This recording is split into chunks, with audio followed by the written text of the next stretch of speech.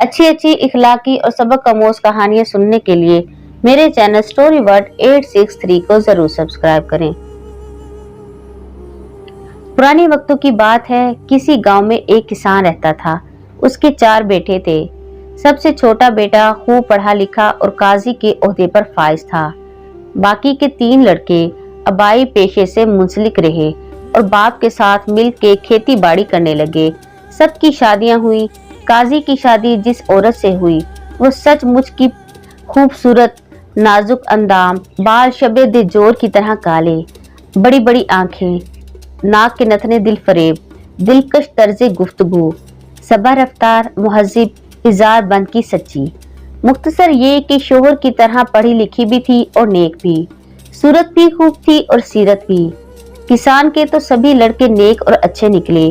दूसरी तरफ किसान के बड़े बेटे की औलाद निकम्मी थी। एक तो ले की रोटी, क्या छोटी क्या मोटी। सब लड़के एक थान के टुकड़े, एक थैली चट्टे बट्टे, 5 ऐब शरई। जब ताई के लड़कों ने काजी की बीवी देखी तो वो उस पर बेईमान हो गए। अब वो दिन रात उसकी इज्जत लूटने के मंसूबे बनाने लगे। उन्होंने सोचा क्यों न हम मेकशी की एक महफिल बर्पा करें, इसमें काजी को भी मद्दू करें, सागिर छलकाएं, शराब के दौर पर दौर चलें, इसे खूब में अरगवानी के जाम पिलाएं। जब काजी नशे में धुत होकर गिर पड़े तो हम सब मिलकर उसके घर पर धावा बोलें, उसकी बीवी की इज्जत उतारें, खूल खेलें। लेकिन इनका ये मंसूबा शेख चिल्ली का मंसूबा था, महज ख्याली पलाओ।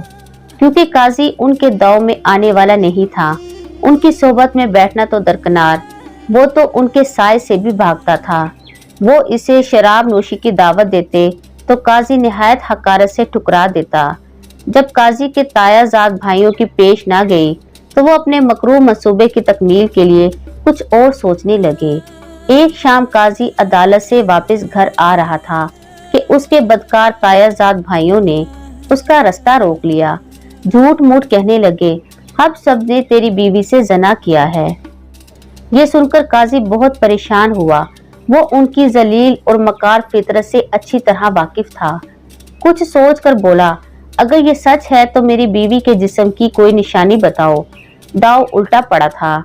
इन बदमाशों के वहमो गुमान में भी ना था कि काजी आगे से ये कहेगा। वो तो बीवी को शोहर की नजरों से गिराकर उनके बीच गलतफहमी पैदा करके अपना मकसद हासिल करना चाहते थे। लेकिन वो भी तो काजी था, सुबह शाम सबूत और शहादतों की बुनियाद पर फैसले करता था। फिर भला अपने मामले में वो महज किसी की बात पर यकीन कैसे कर लेता, और कहने वाले भी वो जो खुद झूठों के बादशाह थे। दावा बगैर दलील के कुछ वक़्त नहीं रखता। काजी के तायाजाद भाइयों से जब जवाब न बन पड़ा तो वो खिसियानी हंसी हंसते हुए ये कहकर चल दिए, हाँ हाँ, हम जरूर तुम्हें उसके जिस्म की कोई निशानी बताएंगे। घर आकर उन्होंने सोचा कि अब करें तो क्या करें, कैसे अपने दावे का सबूत वहां पहुंचाएं। उन्होंने दिल में कहा कि कुछ न कुछ तो जरूर करना चाहिए। जैसे भी बन पड़े, काजी की बीवी के जिस्म की कोई न कोई निशानी जरूर ढूंढ के लानी चाहिए, वरना हमारी नाक कट जाएगी। उन्होंने एक मोमो ठगनी यानी कि एक कुटनी को बुलाया। इसे अलिफ से ये तक सारी बात बता के कहा कि अब हमारी इज्जत तुम्हारे हाथ में है। कुछ भी हो, काजी के बीवी के जिस्म की कोई निशानी लाओ, हम तुम्हें भारी इनाम देंगे। वो चातिर आंखें मटका के बोली, हाय हाय, ये तो कोई मसला ही नहीं। मुझे चंद दिन की मोहलत दो, फिर देखना मैं कैसे हाथ दिखाती हूँ। अगले रोज जब काजी अदालत में गया हुआ था, मोमो ठिगनी ने दरवाजा जागटाया। काजी की बीवी घर में अकेली थी। उसने दरवाजा खोला तो कुटनी उसकी बलाएं लेने और सदके कुर्बान होने के बाद कहने लगी, मैं तेरे गांव की हूँ, तुझसे मिलने आई हूँ। काजी की बीवी ने इसे अपने गांव में कभी देखा तो नहीं था, लेकिन चूंकि दिल की नेक थी इसलिए मेहमान को अल्लाह की रहमत तस्वर करते हुए घर के साथ साथ दिल के दरवाजे भी खोल दिए। इसकी खूब खातिरदारी की। कुटनी ने वही रात गुजारी। जब सुबह हुई, काजी की बीवी नहाने लगी तो चातिर औरत बोली, हे बन्नू, मैं किस लिए हूँ, मैं तुझे नहलाती हूँ। काजी की बीवी कहने लगी, खाला तुम रहने दो, मैं खुद ही नहा लूंगी। लेकिन मोमो ठगनी तो जबरदस्ती गुसल खाने में दाखिल होने की कोशिश करने लगी। वो भी काजी की बीवी थी। काजी जी के घर के चूहे भी सियाने, समझ गई कि दाल में काला है। उसने आओ देखा न ताओ, छुरी उठाई और कुटनी का कान काट कर उसे घर से निकाल दिया। इस नाकामी पर काजी के ताई के लड़के खूब सेखपा हुए। अब उन्होंने दूसरी मोमो ठगनी को बुलाया। वो भी अपने फन में कामिल होने की दावेदार थी। बदकमाश भाइयों ने इससे भी वही कुछ कहा जो पहली कुटनी से कहा था। इसने भी पहली की तरह बड़ा बोल बोला और चंद दिन की मोहलत मांगी। एक दिन वो भी काजी के घर जरा दिन चढ़े पहुंची। काजी की बीवी घर में अकेली थी। मोमो ठगनी इससे कहने लगी, मैं एक गरीब औरत हूँ, दुखियारी, न खाने को रोटी न पहनने को कपड़ा। अल्लाह तुम्हारा भला करे। मुझ जन्म जल्ली को अपने घर में मुलाजमा रख लो। मैं तुम्हारे सब काम करूंगी, बदले में कोई तनख्वाह नहीं लूंगी। बस सोने की छत दे देना, पहनने को चीथड़ा और खाने को सूखी रोटी दे देना। काजी की बीवी ने इस पर तरस खाया और अपने यहाँ मुलाजमा रख लिया। ये दूसरे तीसरे दिन का जिक्र है। काजी की बीवी नहाने लगी तो मोमो ठगनी बोली, बेगम साहिबा, मैं खस्मा जली किस मर्ज की दवा हूँ, मैं तुम्हारी खादमा हूँ, मैं तुम्हें नहलाती हूँ। ये सुनकर काजी की बीवी ने कहा, बुआ, तुम्हें हमने घर के काम काज के लिए मुलाजिम रखा है, नहलाने के लिए नहीं। बस अपनी चुपकी रखो और अपने काम से काम रखो। मगर कुटनी चुप बैठने वाली कब थी, वो तो लगी जिद करने के, नहीं नहीं, आज तो चाहे इधर की दुनिया उधर हो जाए, मैं ही नहलाऊंगी। अब तो काजी की बीवी का माथा ठनका कि ये चुरबांग कौन है जो कले ही पड़ रही है। बस फिर क्या था, इसने आओ देखा न ताओ, छुरी उठाई, मोमो ठगनी की नाक काट डाली और धक्के देकर घर से निकाल बाहर किया। इस दूसरी नाकामी पर ताई के बदमाश लड़के सर पकड़कर बैठ गए। सोचने लगे कि बात बनती मुश्किल ही दिखाई देती है। खैर जो हो सो हो। अब की बार उन्होंने सबसे बड़ी मोमो ठगनी को बुलाया। वो भी एक ही खराफा थी, बूढ़ी, मुंह में दांत न पेट में आंत, बला की चातर, सब गुनों पूरी। बदकमाश तायाजात कहने लगे, हम तुझे मुंह मांगा इनाम देंगे, बस तू काजी की बीवी के जिस्म की कोई निशानी लेकर आ। वो छन्नाल बोली, मैं आसमाना लुटा की ला विलैनिया ते ला विलैनिया, मेरे लिए तो ये कोई मसला ही नहीं। चंद दिन बाद वो फापा कुटनी काजी के घर जा पहुंची। गले में तस्बियां, हाथ में आबे जमजम, मदीना मुनव्वरा की खजूरें, खाके शिफा, गलाफे काबा का टुकड़ा। गोया पहली नजर में यूं लगता था जैसे अभी अभी कोई हजन बीबी जहाज से उतरी है और बंदरगाह से सीधा इधर ही चली आ रही है। काजी की बीवी ने सलाम किया। फापा कुटनी ने ढेरों दुआएं दी, पानी मांगा। काजी की बीवी भागी भागी पानी ले आई। कुटनी ने पानी पिया और बोली, मैं तेरी फुफ्फी हूँ। काजी की बीवी हैरान होकर कहने लगी, लेकिन मैंने तो आपको पहले कभी नहीं देखा। वो बोली, बेटी तू देखती भी कैसे, मैं तो तेरे पैदा होने से पहले हज करने चली गई थी। वहाँ मुल्क अरब में मेरा टिकट गुम हो गया। कई बरस मेहनत मजदूरी की, पेट की आग भी बुझाई और वापसी का टिकट खरीदने के लिए रुपए भी जमा किए। खुदा खुदा करके इस काबिल हुई कि दोबारा अपना वतन देखूं। अब वापस आई हूँ तो पता चला कि तेरा तो ब्याह हो गया है। बस दिल पे जब्त करना मुश्किल हो गया। सब्र की सहार ना रही, सीधी डाक में बैठी तुम्हें देखने के लिए यहाँ चली आई। काजी की बीवी को शक पड़ा कि कहीं ये भी कोई मोमो ठगनी ना हो। बोली, अच्छा अगर तू वाकई मेरी फूफी है तो मेरे माँ बाप और दूसरे रिश्तेदारों के नाम पते भी मुझे बता। इस शातिर औरत ने भी कच्ची गोलियां नहीं खेली थी, चोंडा धूप में सफेद नहीं किया था। वो पूरी तैयारी के बाद आई थी। उसने यहाँ आने से पहले काजी की बीवी के माँ बाप, अजीज रिश्तेदार, अड़ोस पड़ोस के नाम पते, जमीन जायदाद की तफसील, गर्ज सब मालूमात हासिल कर रखी थी। इसने फर सबके नाम पते बता दिए, बल्कि हर एक का पूरा शजरा नसब सुना दिया। ये भी बताया कि फलां की कितनी जमीन, दुकान और कहाँ कहाँ है। अब तो काजी की बीवी के पास कोई चारा नहीं था सवाए इसके कि वो इसे अपनी फूफी तस्लीम कर ले। वो मुतमिन हो चुकी थी, ये सोचकर कि किसी बाहर वाले को हमारी पूरी नस्ल का पता नहीं हो सकता, नामों का पता होगा तो होगा, मगर जमीन जायदाद का पता तो नहीं होगा। कुटनी काजी के घर रहने लगी। तीसरे चौथे दिन इसने भी इसी ख्वाहिश का इजहार किया जो साबका दो कुटनियों की जुबान पर आ चुकी थी। कहने लगी, मैं सदके में कुर्बान। बेटी दो धो नहाओ पोतो फलो, मेरा बड़ा जी चाहता है कि तुझे अपने हाथों से नहलाऊं। काजी की बीवी ने फौरन इनकार कर दिया, मगर वो भी अपने फन में महारत नामा रखती थी, ठगनी में कामिल थी, खूब जानती थी कि कैसे इनकार को इकरार में बदला जाता है। वो बोली, हे बेटी, अगर मैं यहाँ रहती अरब न जाती तो तेरे बचपन में मैंने तुझे नहलाना था।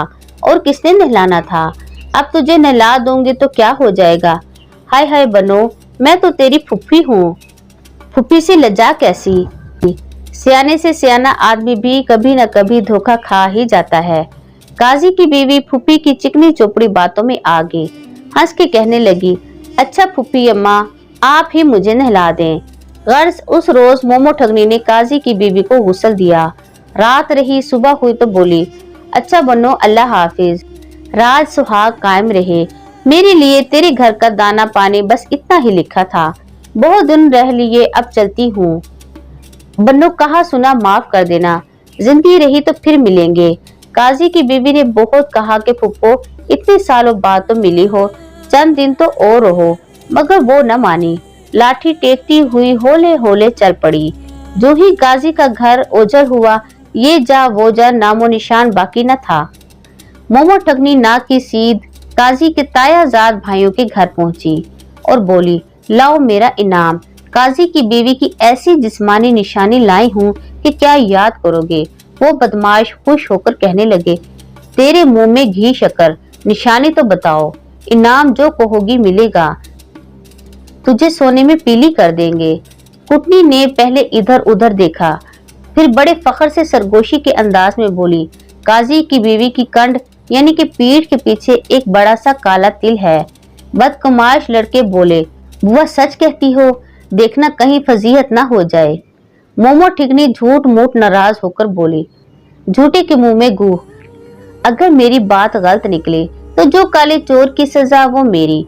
फिर वो इनकी हवस की आग और भी भड़काते हुए कहने लगी, साहिब कानों सुनी नहीं, आंखों देखी कहती हूँ, मैंने तो काजी की बीवी को अपने हाथों से नहलाया है। खुदा की कसम, वो तो तुम लोगों के तस्वुर से भी ज्यादा हसीन है। काजी के तायाजाद भाइयों ने ठगनी की इसकी तवक्को से बढ़कर इनाम दे दिया। अगली सुबह जब काजी अरबी घोड़े पर सवार होके अदालत जा रहा था, तायाजाद भाइयों ने रास्ता रोक लिया। बड़े धड़ल्ले से कहने लगे, तू तो कहता है कि मेरी बीवी बहुत नेक और पारसा है। सुन, गौर से सुन, जब तू अदालत में चला जाता है तो वो हमारे पास आ जाती है।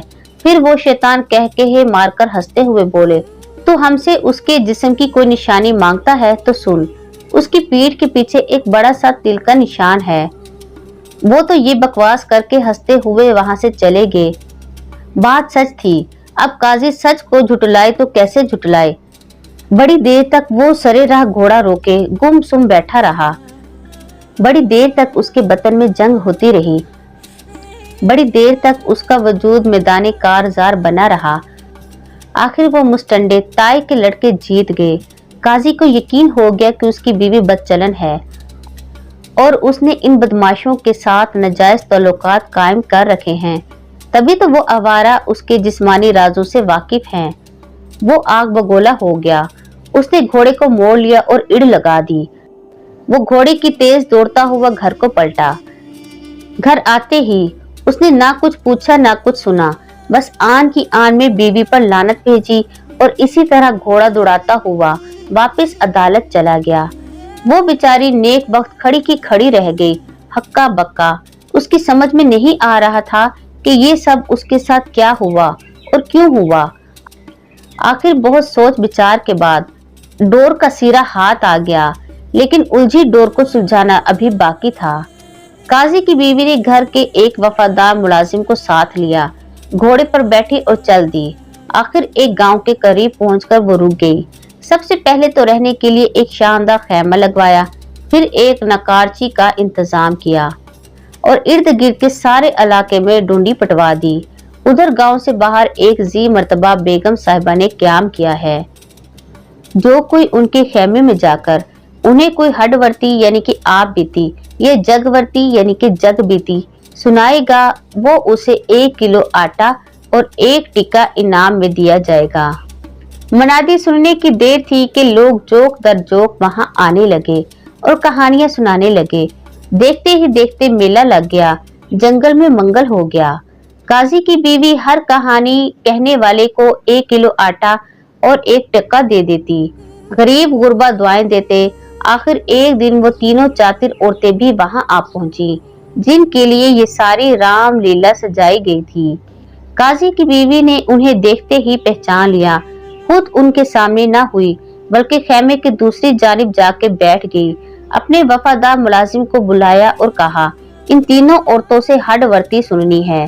जब सुना लें तो इन्हें यहाँ से जाने न देना, बल्कि खेमे के एक तरफ बिठा लेना और उनसे कहना कि अरे तुमने तो बहुत अच्छी कहानी सुनाई है, इसलिए तुम्हें आटा भी बाकियों की निस्बत ज्यादा मिलेगा और टक्के भी। मुलाजिम सारी बात समझ गया। अब सबसे पहले वो कुटनी आगे बढ़ी। काजी की बीवी ने जिसका कान काटा था बोली, कौन सी बात यानी कि कहानी सुनोगे, हडवर्ती या जगवर्ती? खादिम कहने लगा, हडवर्ती सुना।